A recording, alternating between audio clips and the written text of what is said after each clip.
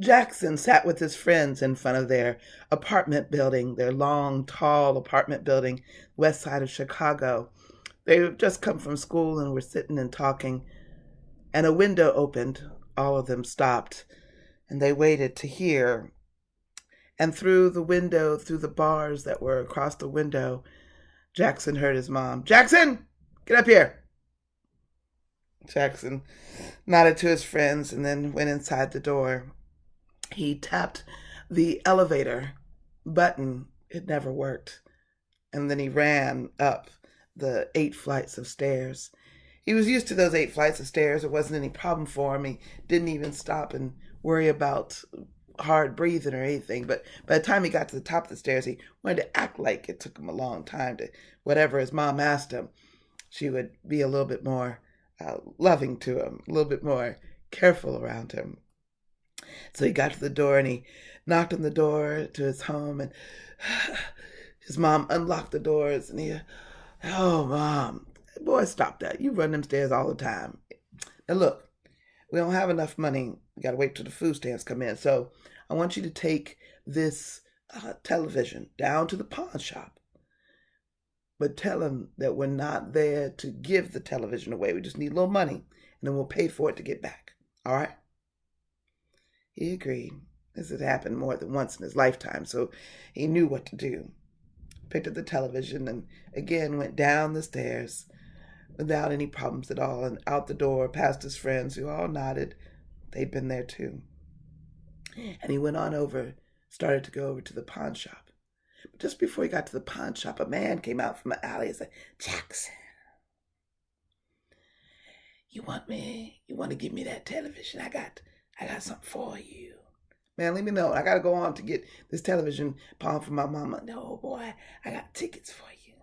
I got these tickets. And he pulled out 2 gold tickets.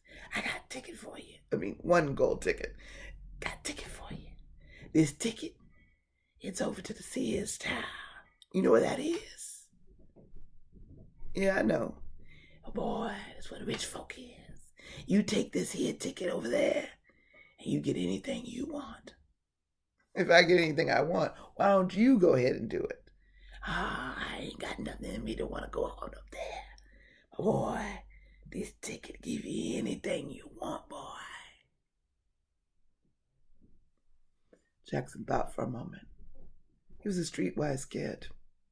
He knew he couldn't believe anything.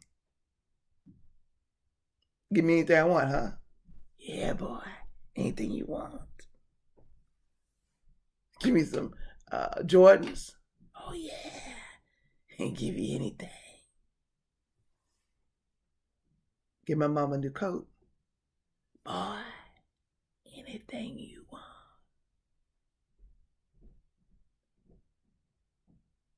All right. And so Jackson gave the television to the man who gave him the ticket. And he looked down at the ticket and looked at it for a moment. Then but the man was gone. Couldn't ask him no questions. But he got the ticket. He can get anything he wanted now. And so he ran back to his house, ran past his friends, and he tapped the elevator button on the way up the stairs, and up he ran those 8 flights of stairs. He knocked on the door, and his mama unlocked the door, and boy, that was quick. Yeah, Mama, how much did you get for it? Mama, you gotta understand, that was really quick. Mama, stop, wait. I got this. I got a ticket. It'll take me to the Sears Tower, and I can get anything I want. What? This man stopped me. He said, if I give him the television, he give me this ticket, it take me to see his town. I can get anything I want.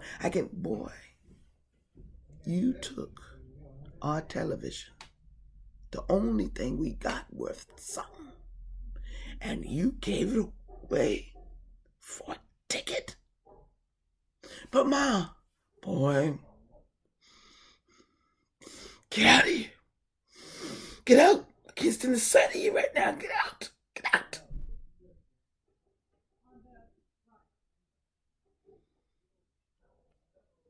He backed out the door.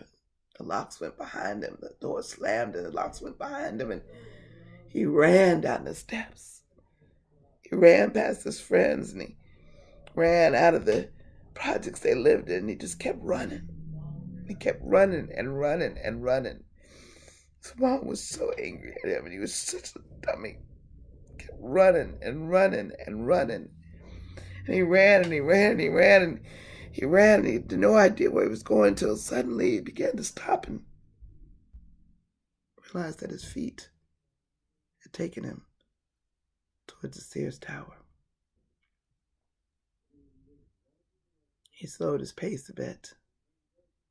As he got close to the tower, he looked around at how different it was, but when he got to the Sears Tower, he really noticed the long line of people waiting to go up to the 100th floor. He didn't know what to do. He saw a security guard up front and said, he went to him and he said, "Excuse me, sir. Son, you got any money?" "No, sir. I'm here because you get any money, you can't get in. Now go on. Don't cause no trouble." "No, sir. When you hear what I said, sir." He pulled out the ticket. The man's eyes widened. "Oh, well, why didn't you tell me, young man? Come this way. And he was allowed around another stanchion and into the building. But he didn't have to stand in line. There was no one in line for the elevator he was going to go to. The security guard pushed the button for the elevator. The elevator came down. "Go on in, boy. Go on in, son. Go on in."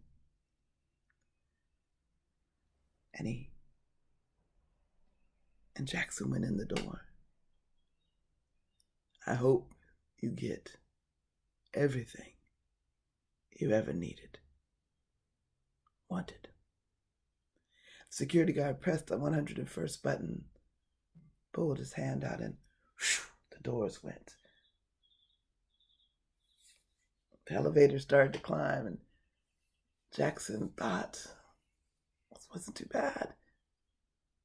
And then he remembered when he'd been in school, actually listening at one point in time in school, he remembered that it only had 100 floors. Now he was worried. The elevator came to the 101st floor. The doors opened. Jackson peeked his head out. He saw a small couch and a table in front of the couch, a coffee table, a small chair there. On the coffee table there was paper and pencil and pen. He saw a small water container in the back, some cups there. He saw windows that were from the ceiling to the floor. It was the windows that drew him out of the elevator. And as he came out the elevator, he hoped he could get back down. Called out, but nobody was there. So he went back to those windows. When he looked out the first window, he could see down to the water. He could see down to the beach where he and his mom would go sometimes. It was one of the places they could go. It didn't cost anything. And he remembered how much fun they had, how he took off his shoes, and even his mom did, and she laughed. He looked down toward the water now. Then he realized he could see farther than the Michigan. He could see across it. He could see into Michigan. He could see further away than he'd ever seen before.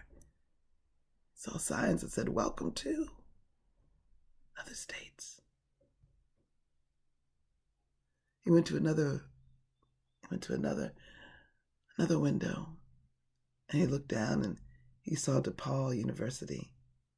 He could see the students moving about. Even more, he could see the students in the classroom. He could hear the teacher talking to them and lecturing them. He could hear questions being answered. He could hear discussions happening in classrooms. He could see the students as they moved into the student union, and the laughter and the camaraderie, the moving through the line to get food, and the debates they were having, the congeniality they had between them. He went to another window. And at this window he saw into the Museum of Natural History. School had gone there for a field trip, but he didn't go. He didn't want to go. Boring was a museum, and so he had feigned sickness that day. But now he was seeing into the museum, and he could read the signs. And LaSalle, the man that helped create Chicago, he was a black man. Like him. Kept walking, reading the signs, walking, looking through the signs that were there, seeing each with them, learning the history. He went to the next window, and he saw across into a building that had people working. He could hear the sounds of people working, people on phones, talking about more money than he'd ever heard, and people shouting out numbers, and people drawing and making intricate designs for buildings. Everywhere he looked, every window showed him something new, showed him a new part, showed him deeper than he'd ever seen before. He went around the window once. There's long windows around the entire room. He went around it twice. Then he got a cup and got some water. He came over to the couch, and he leaned over and picked up a pencil, and he wrote on the paper, "I see it now."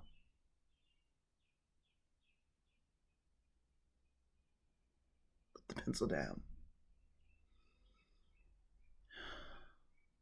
Got back up, got some more water, and then walked slowly around those windows one more time.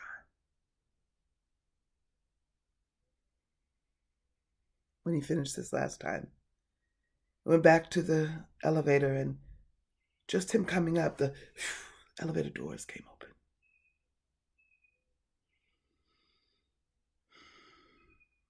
Got in the elevators, turned around and faced the windows.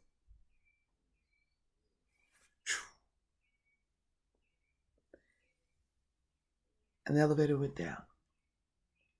By the time he got down, there was a new security guard there. And when he walked out, the man said, "Well, I heard that you'd gone up. Did you find everything you wanted?" "Yes, sir, I did."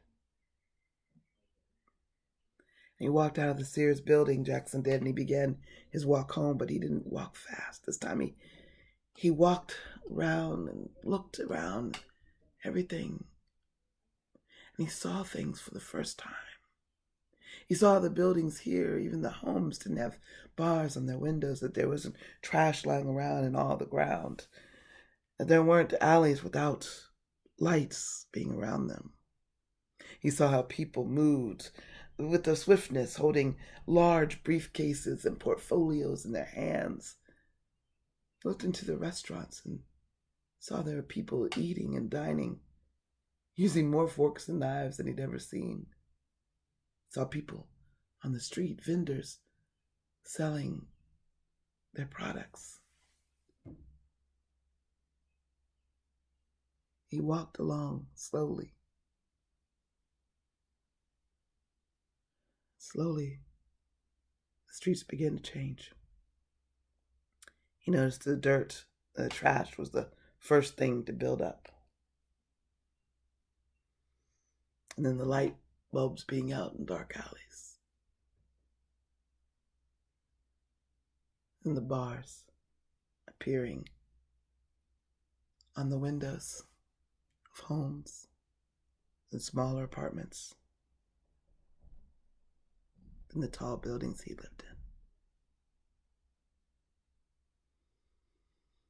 By the time he got back home, his friends had already moved from the stoop, and he knew he needed to go inside, but his friends had not moved from the stoop. Wasn't much else to do unless you got in trouble.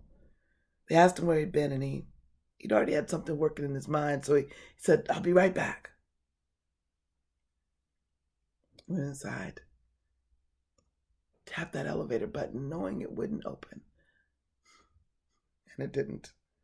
He ran up those 8 flights of stairs, and he knew he had to play this right to get inside with his mama this time. He softly knocked on her door. "Mom, boy, I'm so tired of you. Oh, please, I love you. I love you, Mama. I love you, Mama. I love you, Mama. I love you, Mama. Mama, I love you. You know I love you. You know I love you. Yeah, I'm your only boy. I'm your baby boy. I'm still your baby boy. You know I love you, boy. If you don't, boy, Mama, I love you." He heard the locks undo.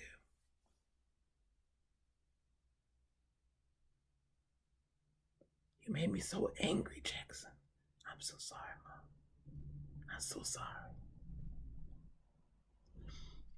Do we still have enough for you to make some of those sugar cookies? I just need a dozen."